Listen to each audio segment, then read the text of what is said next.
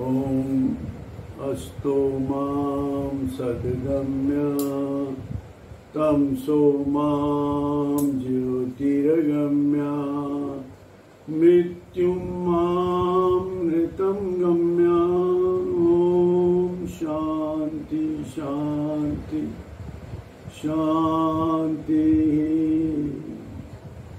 सत्संगी भाइयों और बहनों, पिछले एपिसोड में हमने इस बात पर चर्चा की थी कि मनुष्य जन्म जो है ये बहुत ही, जब हमारे पुण्य कर्मों का फल भगवान देते हैं तब हमें मनुष्य शरीर प्राप्त होता है। तो इस शरीर में भी अगर हम वही काम करते रहें जो बाकी योनियों वाले शरीरों में करते हैं, जैसे पशु पक्षी वगैरह, उन योनियों में जो काम करते हैं वही जन्म काम अगर मनुष्य करता रहे तो फिर इसमें विशेषता क्या? मनुष्य जन्म की विशेषता का कोई लाभ नहीं हमने उठाया। खाना पीना सोना रिप्रोड्यूस करना ये तो सभी योनियों में हो रहा है, फिर मनुष्य भी यही काम करे तो फिर मनुष्य की विलक्षणता क्या, स्पेशलिटी क्या फिर इस तन को प्राप्त करके हमने क्या उनसे अलग काम किया? उनके पास तो विवेक नहीं है, एक बात। दूसरी बात, वो भोग योनि है, वो जो पुराने कर्मों को भोगने के लिए वो शरीर उनको प्राप्त हुए हैं। और मनुष्य को जो शरीर प्राप्त हुआ है ये, इसमें हम भोगते भी हैं पुराने जन्मों का फल, जिसको हम प्रारब्ध कहते हैं। जो हमारे संचित कर्म हैं उनका फल भी हम भोगते हैं और आगे हमें नए कर्म करने की स्वतंत्रता भी है। तो इस योनि में आकर हम ऐसा कर सकते हैं कि जिससे हम सदा के लिए सभी दुखों से मुक्त हो जाएं। सभी दुखों से मुक्त होने के लिए क्या करना पड़ेगा? सभी दुखों से तो हम तभी मुक्त हो सकते हैं जब हमें आगे कोई जन्म ना लेना पड़े, क्योंकि जब जन्म लेंगे तो जन्म का दुख और फिर शरीर में तरह तरह के बीमारियां, कई प्रकार के विकार, कभी कहीं दर्द, कभी खांसी, कभी नजला, कभी जुकाम, कभी बीमारी, कभी कोई चोट का डर, कभी कुछ ऐसे मानसिक रोग भी, ये सारी चीजों के थ्रू गुजरना पड़ेगा अगर हम मनुष्य शरीर धारण करते हैं।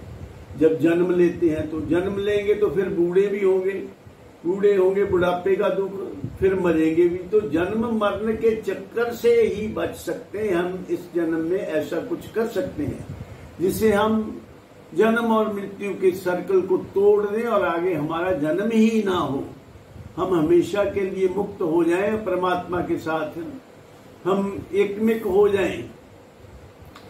परमात्मा के अंश हैं हम, और अंश और अंशी में कोई भेद नहीं होता। ये भेद अज्ञान के कारण है। उस अज्ञान का नाश करके हम जन्म मरण के चक्कर से मुक्त हो सकते हैं।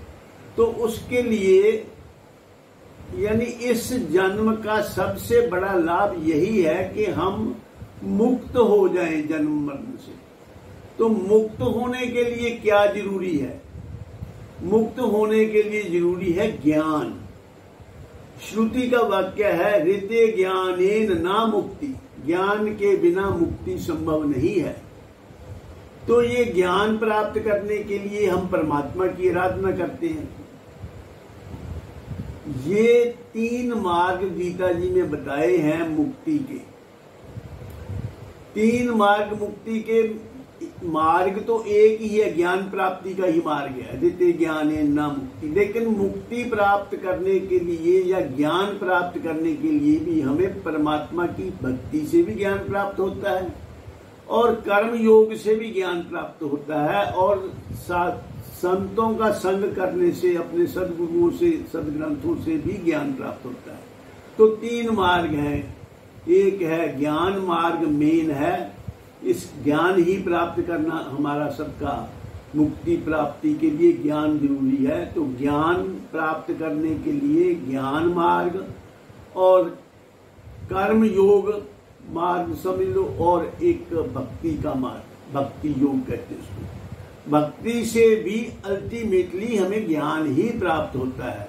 ये बात गीता जी के 9वें, 10वें और 11वें मंत्र में 10वें अध्याय के 9वें, 10वें और 11वें मंत्र में भगवान ने स्पष्ट किया है इसको। मच्चित्ता मदगत प्राणा बोधयंता परस्परम कथ्यंतश्च माम नित्यम तुष्यंति च रमन्ति च। और तेषाम सतत युक्तानाम भजताम प्रीतिपूर्वकम ददामि बुद्धि योगम तम येन मामुपयान्ति ते। और तेषाम सतत युक्तानाम भजताम प्रीतिपूर्वकम, जो प्रीतिपूर्वक मुझे हमेशा भजते हैं, जो आपस में हमेशा मेरी चर्चा करते हैं, उनको मैं वो बुद्धि योग देता हूं, ऐसी बुद्धि उनको देता हूं जिससे वो मुझको जान सकते हैं। क्योंकि भगवान अदरवाइज भगवान बुद्धि का विषय नहीं है, भगवान किसी भी इंद्रिय का विषय नहीं है। भगवान की डेफिनेशन ही ये है, भगवान या आत्मा, आत्मा परमात्मा की परिभाषा ही ये है। आत्मा वो तत्व है जो सबको जाने और जिसको कोई न जाने। हमारे शरीर में जो आत्म तत्व है उसकी वजह से ही हम सब कुछ जानते हैं।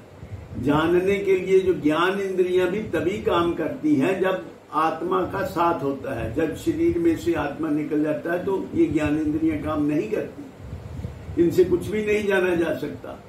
तो इसलिए ये बुद्धि का विषय तो नहीं है, लेकिन भगवान कहते हैं कि जो सतत मेरी वंदना करते हैं, मेरी ही चर्चा करते रहते हैं, उनको मैं ऐसी बुद्धि देता हूं, बुद्धि योग देता हूं उनको। तेषाम सतत युक्तानाम भजताम प्रीतिपूर्वक, वो प्रीतिपूर्वक जो मेरे भजन करते हैं, भजताम में प्रीतिपूर्वकम ददामि बुद्धि योगम तम, उनको मैं ऐसा बुद्धि योग देता हूं येन मामुपयान्ति ते, जिससे वे मुझे जान लेते हैं। तेषामेवानुकंपार्थ महम ज्ञान जम तमा नाश्याम्यात्म भावस्थो ज्ञान दीपेन भास्वता। उनका कल्याण करने के लिए मैं उनके हृदय में ज्ञान रूप दीपक प्रकट करके उनके हृदय का अंधकार दूर कर देता हूं। हमारे जो हम आत्मा हैं, हम इसलिए अपने आप को नहीं जान करते क्योंकि अज्ञान का पर्दा पड़ा हुआ है।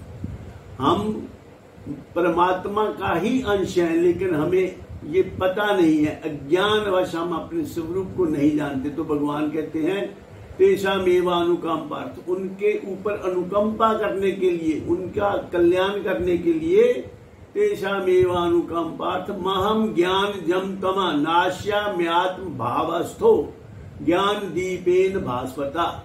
उनके हृदय में मैं ज्ञान रूप सूर्य से, ज्ञान रूप दीपक से प्रकाश करके उनके अज्ञान का नाश कर देता हूं और उनको अपने स्वरूप की जानकारी हो जाती है। तो इसी को कहते हैं सेल्फ रियलाइजेशन। ये मुक्ति के लिए अगर हम अपने आप को ठीक प्रकार जान ले तो हमें पता लग जाता है कि हम पहले से ही मुक्त ही हैं। लेकिन क्योंकि हम अपने आप को ठीक से जानते नहीं, हम स्वरूपतः आत्मा है और आत्मा सतचित आनंद स्वरूप है और मुक्त है, लेकिन हम अपने आप को ऐसा मानते नहीं है। अज्ञानवश हम अपने आप को शरीर मान लेते हैं। तो जब भगवान कृपा करके आपके हमारे शरीर में जो भक्ति करते हैं भगवान की, उनके हृदय में प्रकाश कर देते हैं ज्ञान का, तो उनको अपने स्वरूप का पता चल जाता है। तो वो समझ आ जाती है कि हम मुक्त ही हैं। तो इसलिए ज्ञान भक्ति के करके भी ज्ञान प्राप्त होता है। भक्ति से ज्ञान प्राप्त, भगवान भी यही काम करते हैं, भगवान आपको वो ज्ञान दे देते हैं। और दूसरा तरीका ज्ञान प्राप्ति का है कर्म योग, और तीसरा तरीका सीधा ज्ञान प्राप्त करना अपने गुरु से, अपने संतों के संग से भी ज्ञान प्राप्त होता है। अल्टीमेटली ज्ञान से ही मुक्ति होती है। तो आज हमने ज्ञान प्राप्ति के लिए भक्ति योग के बारे में बताया। भक्ति सबसे सरल और सबसे फास्ट तरीका है परमात्मा की प्राप्ति का, क्योंकि इसमें इमोशंस इन्वॉल्व हैं।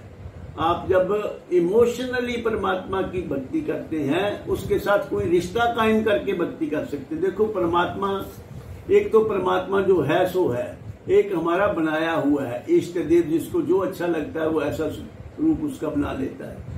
इसकी चर्चा फिर आगे कंटिन्यू करेंगे कल अगले एपिसोड में, कि भक्ति साकार की भी हो सकती है, निराकार की भी हो सकती है, और भक्ति से अल्टीमेटली ज्ञान ही प्राप्त होता है और ज्ञान से हमारी मुक्ति होती है। तो इन्हीं शब्दों के साथ मैं अपनी वाणी को विराम देता हूँ और आप सबके कल्याण की कामना करता हूँ। परमात्मा आपको सबको अपने अपने जीवन में आप खुश रहें, आनंदित रहें, जब तक जियो सुखपूर्वक जियो। सर्वे भवन्तु सुखिनः, सर्वे सन्तु निरामया, सर्वे भद्राणि पश्यन्तु मा कश्चित् दुःखभाग् भवेत्। ओम शांति।